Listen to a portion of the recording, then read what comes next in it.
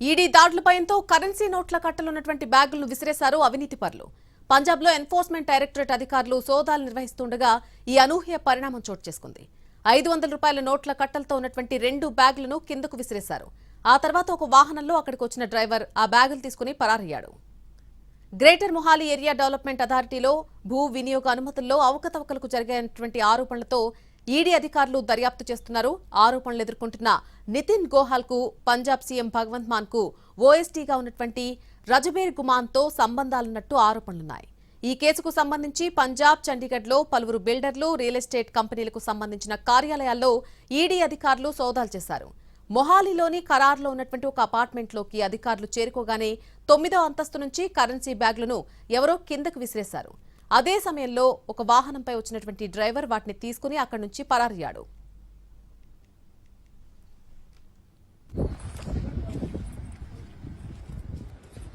अरे बालकनी में तुम रख कैसे सकते